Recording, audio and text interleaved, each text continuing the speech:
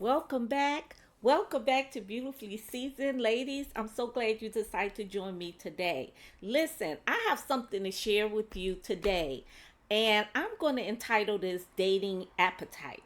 What is your dating appetite? Now, I got the phrase dating appetite. I must be honest with you. When I was listening to Devon Franklin, and he was talking about dating, and he's been kind of talking about that on several platforms and several churches now. And I just thought about that. I'm like, okay, I could really expand this a little bit and put my twist on it, add a little sprinkle of my wisdom, and share it with my listeners and viewers. So I want to talk to you today about dating appetite.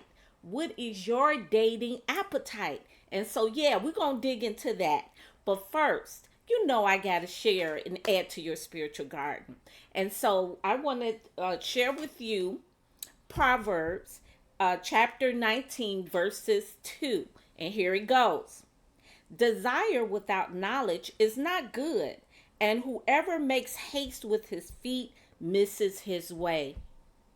Whoever, oh wow, I love that. Whoever makes haste, going too fast with his feet, misses his way, and desire without knowledge. And that's the whole thing about our journey, ladies, is that we want to step into our future. We want to step into our purpose with some knowledge and wisdom so that we can just make sure that we go in the right way.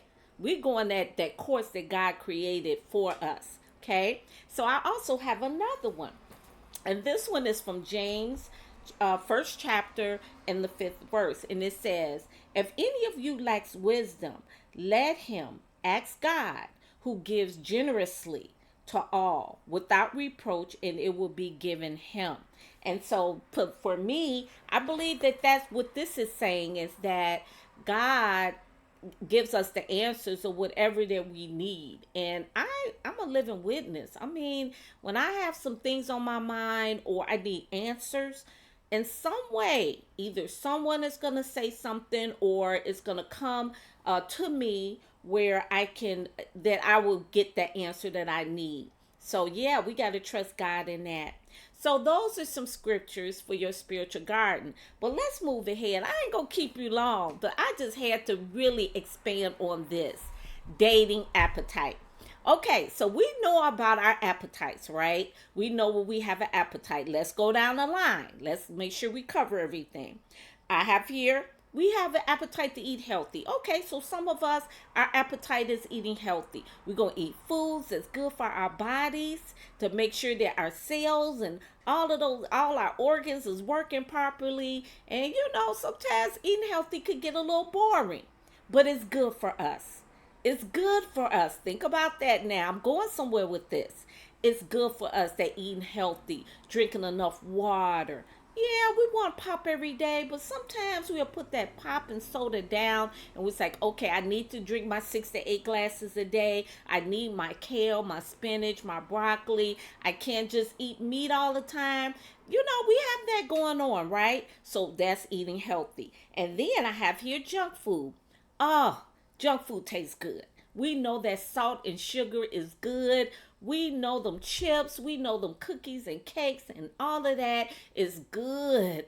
But we know also that we're going to kind of reap the negative consequences from that junk food. We know that I remember when I was a little younger, if you ate a lot of junk food, that you would start breaking out, like you start getting pimples and things on your face. And of course there's no nutritional value in junk food, but it's good, right? I'm going somewhere with this now. It's good. Junk food is good. Even today I still like some junk food. Okay, so think about that. Then think about foods that you crave. Like, sometimes at night I want something sweet. And I know that you probably have been that way too. It's like, I need something sweet. So you want to go get some ice cream, or you want to get, I used to say I wanted something crunchy. Like, oh, I need something crunchy. So like some chips, some Doritos, or some popcorn. It's like you get that craving. And then of course when we were pregnant, when we had our children, you had all kinds of cravings that you want. Like your body is like, I don't know. It's just wanting those things, those specific things to satisfy that urge. And then lastly, we're going to talk about fasting. We know that fasting is when we want to detox.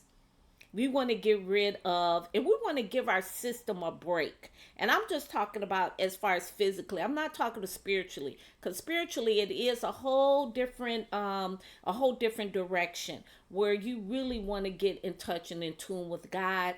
And so you stop using food as that barrier between you and God. So basically, you are praying, you're doing your devotions, and you have given up some certain things that you really like.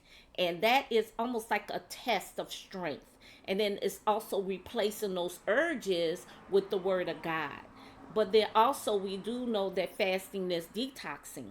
And so you're detoxing from like maybe eating too many meats and other things. And you just want to give your body a rest. And so when you give your body a rest, basically it's you giving up something, whether it's meat, whether it's sweets, sugar, or it could be anything. Fasting could be anything. But that's a way to detox.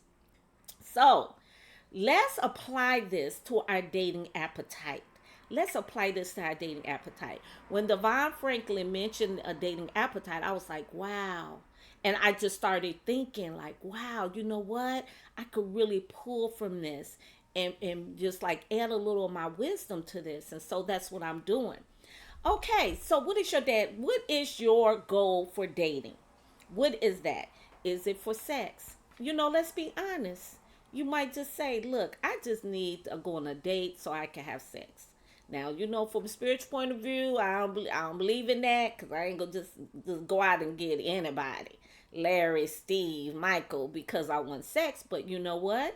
We have a lot of women out there who feel that they are free and liberated, and they have no boundaries like that, and that's what they want to do. So I'm not one to judge.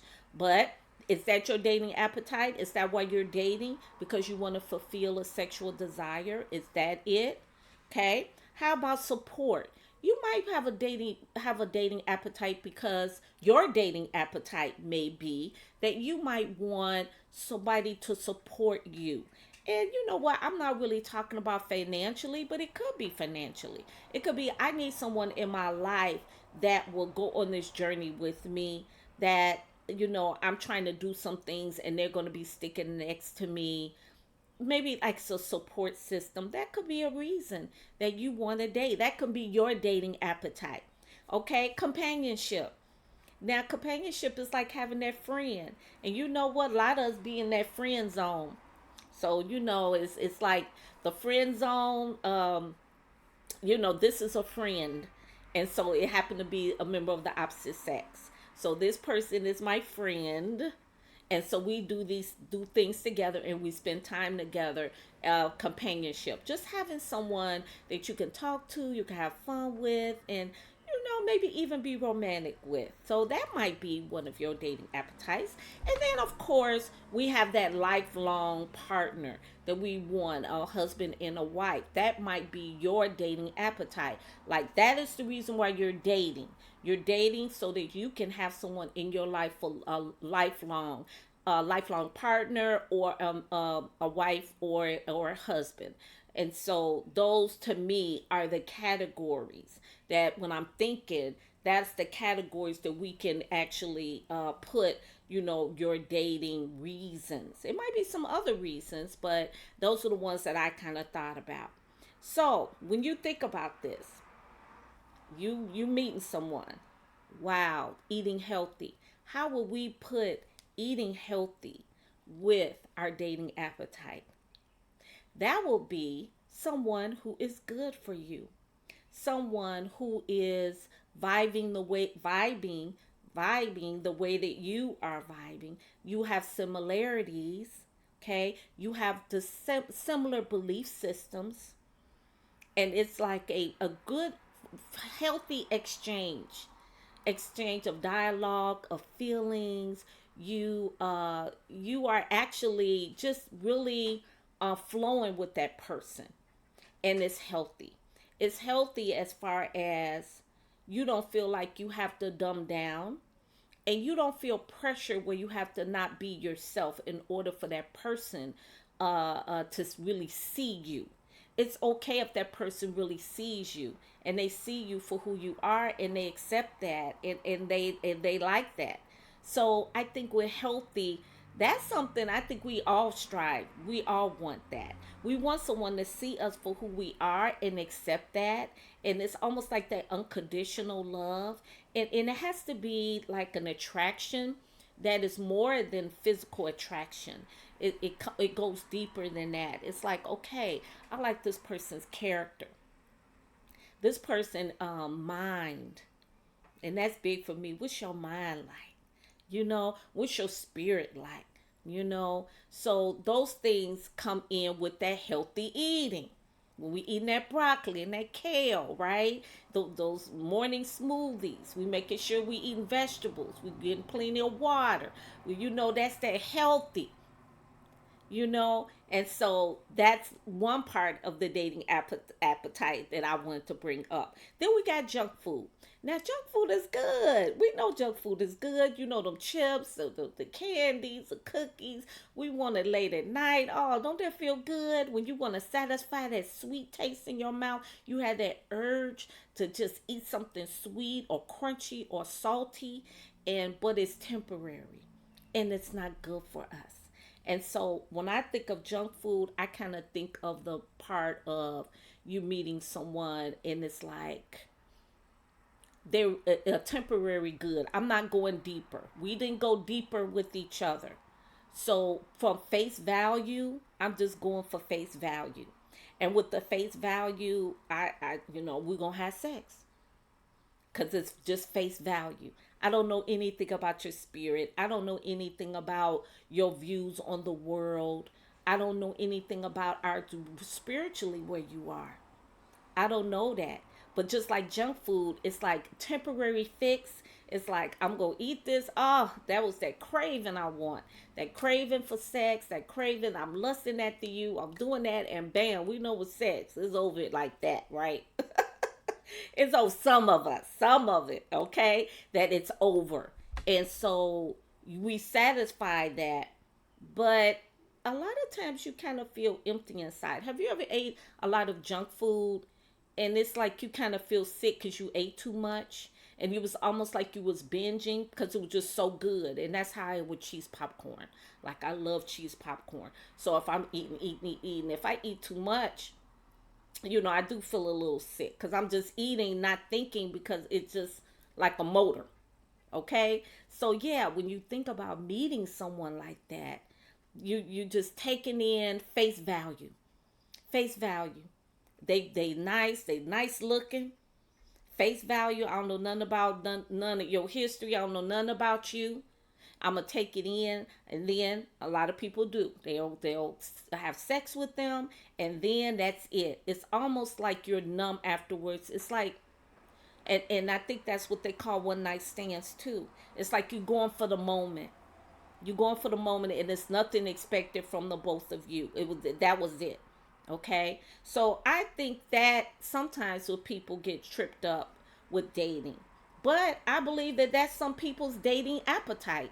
That's their appetite. I'm gonna go with the junk food. Junk food is good and it looks good. It looks good.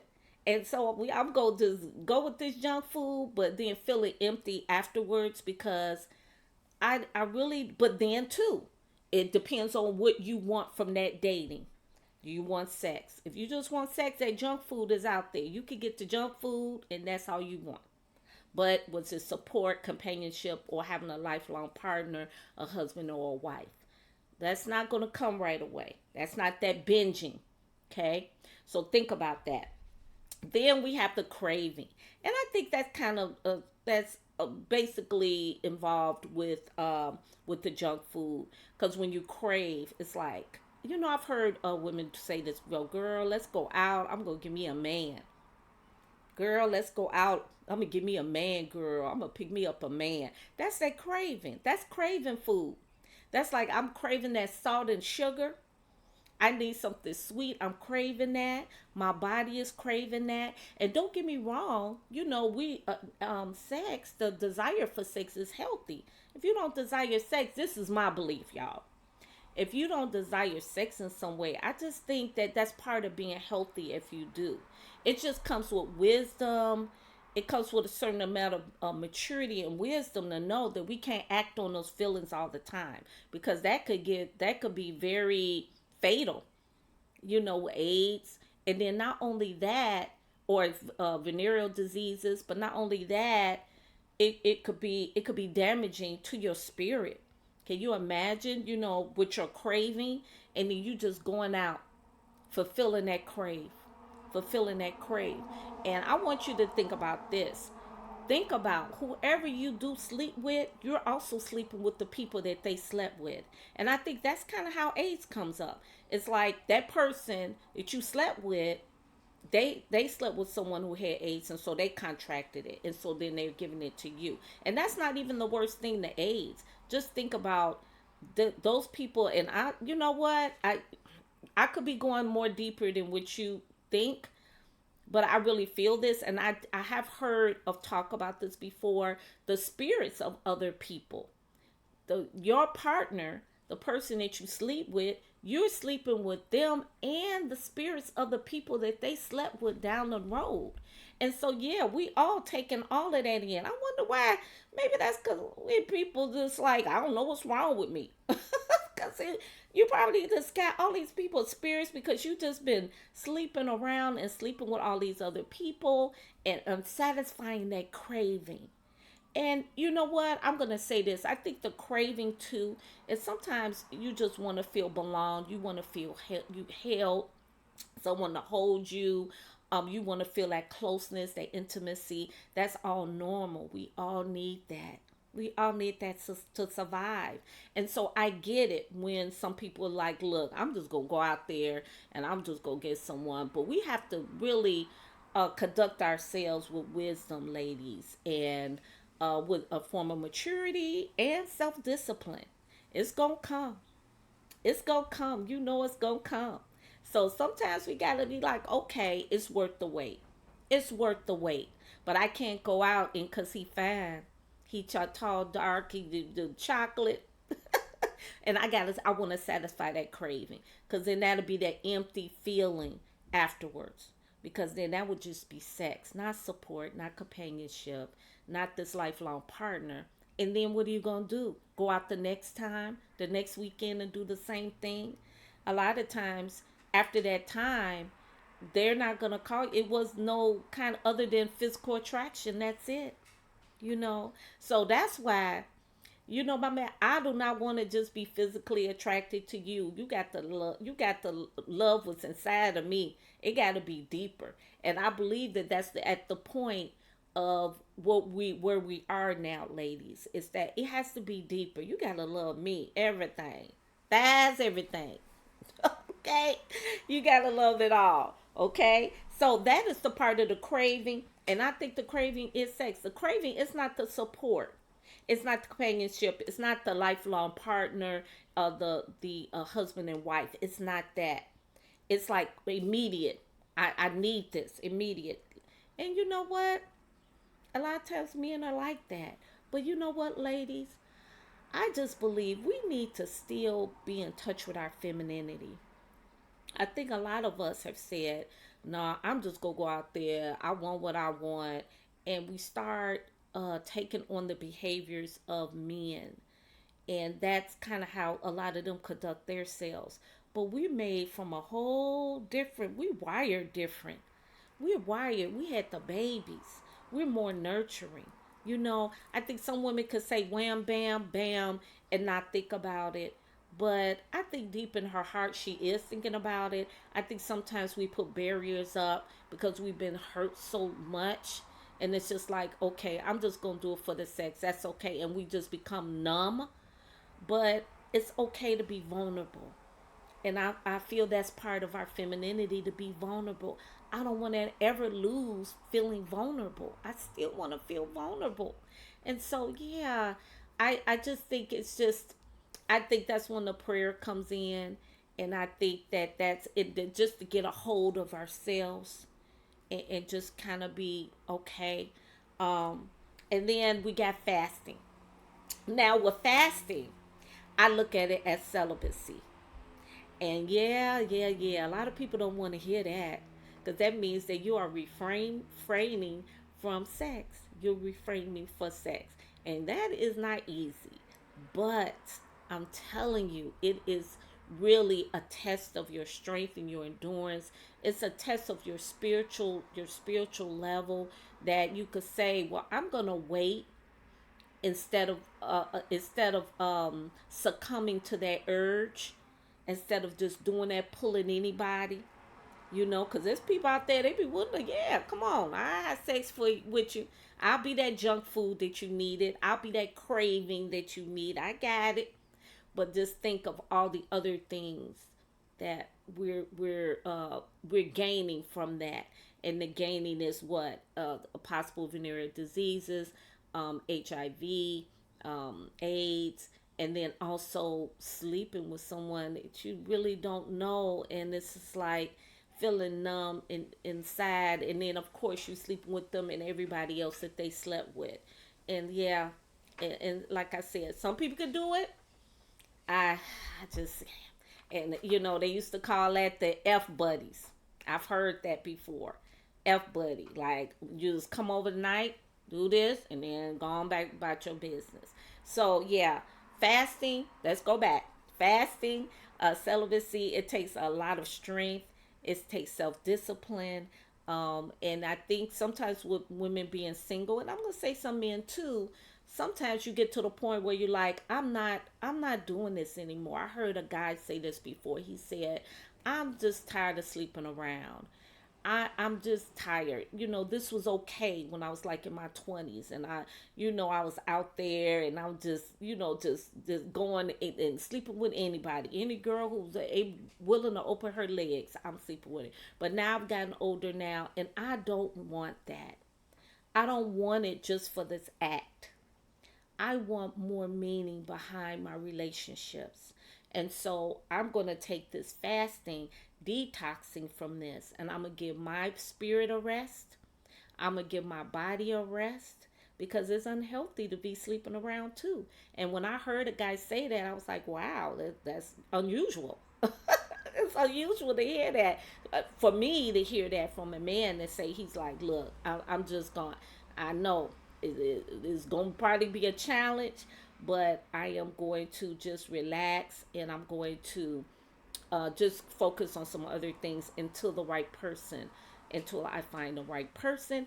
And in finding the right person, I'm going to take my time to get to know her. I can't just go on face value. We can't just go on face value. Well, you know what, ladies? We're a little too old to be going on face value. We know he could be fine as wine, smelling good, and everything. But we want to know who he is as a man. And I think now that becomes more of a value. A high value man is a man who knows who he is.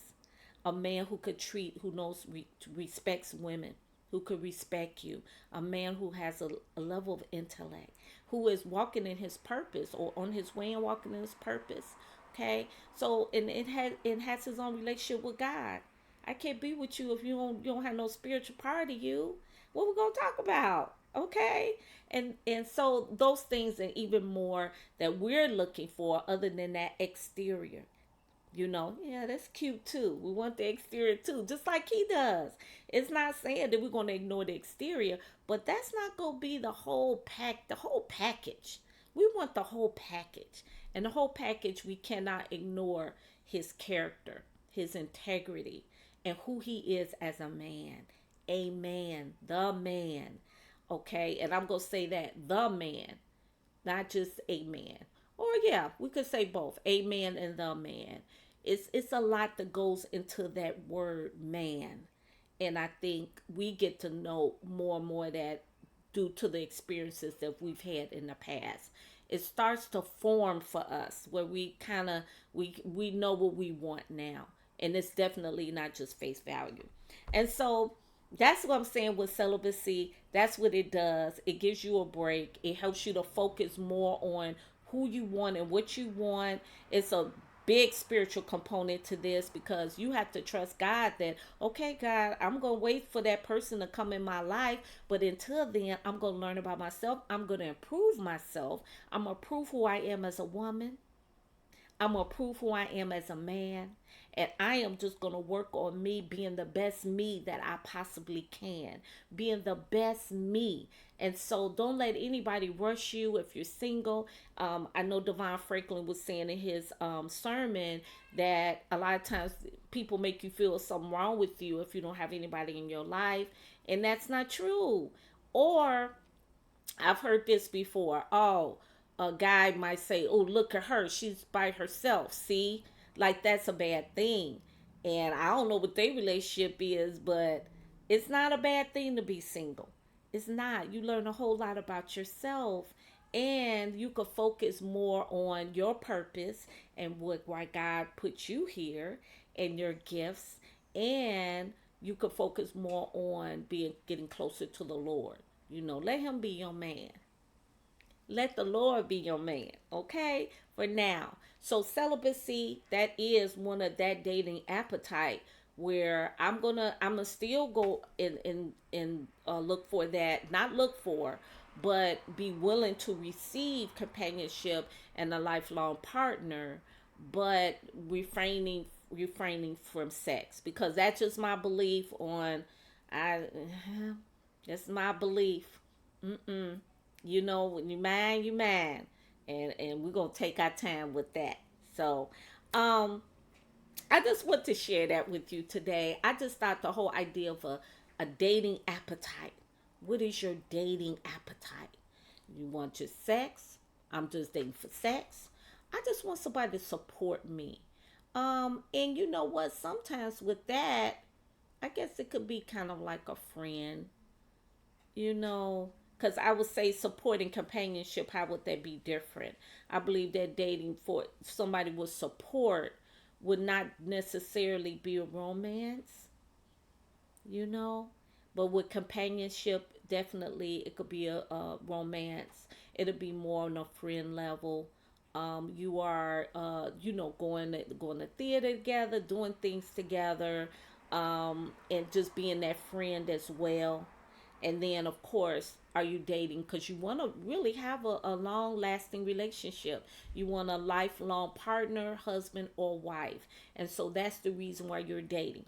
I would say this: when you are meeting that person and you're dating, you're going out on that date, I think you need to ask them, what is it that you want? What are you looking for? And see what they say. Some men will say, "Hey, I just want a casual friend, and I want to date other people, and that's where I am right now." And I believe that honest, I will just be I will be pleased to hear them be honest instead of leading on, because then it gives the other person a chance to say, well, you know what, I'm going to date around too, so we could just do this for companionship, because I'm gonna date around. Basically, if they say they're gonna date around, they're basically saying maybe that you're not the one that they would want to spend the rest of their life with, or their mind is not focused on longevity. Their mind is not focused on being there with you for the long term, and that's okay if it's being spoken. And so then you can make those decisions and you could say, okay, thank you for telling me that. And, maybe I could call you sometime. Okay. Or you might be in agreement. So we could be friends. Okay. That's fine. Okay. And then also, we know that on a date, they're not going to say, oh, I just want you for sex. We don't know. But you know what? Through that knowledge, what's that? A Proverbs? That knowledge is wisdom. We know when somebody just wants sex. We know what that conversation is like. We know the vibes that we're getting from that other person. So it's up to you. You have standards. So you can say, either I agree with that and that's what I want to do, or you know what? I'm not. I'm celibate. I'm detoxing. I'm fasting from sex. And if he's gone, he wasn't really willing to stick around anyway. So think about that. So yeah, this whole dating thing is really, I know it could be really complicated, but we don't have to, we could just flow with life, ladies.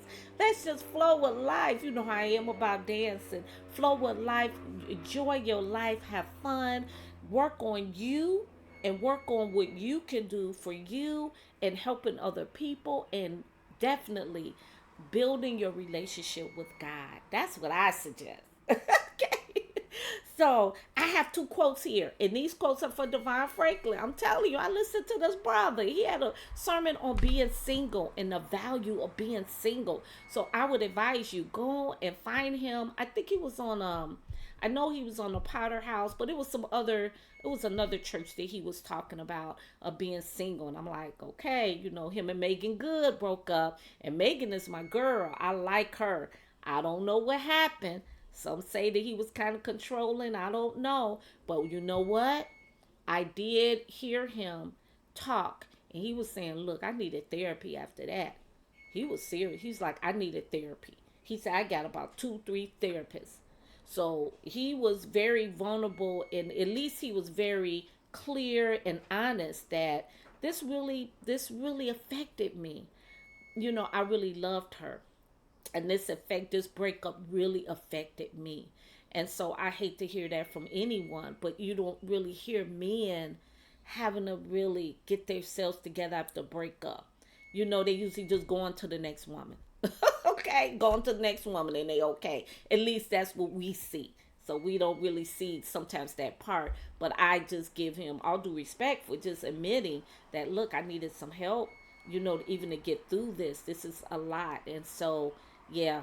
But yeah, this is where two of his quotes that I'm going to share with you. It says, don't be blind to your beauty. Don't be blind to your beauty. You got to see your own beauty. I don't care if nobody else sees it. You going to see your own beauty. I don't care. It don't matter. I have a friend. She was like, girl, you didn't see him. You know, I really don't pay attention if someone is looking. I really need to be aware of that. I don't. But I do have a friend. She looks at everything. She look and see if he looking at her. He looking at you. He look at, but I just don't. My mind is not on that. But I am not blind to my own beauty.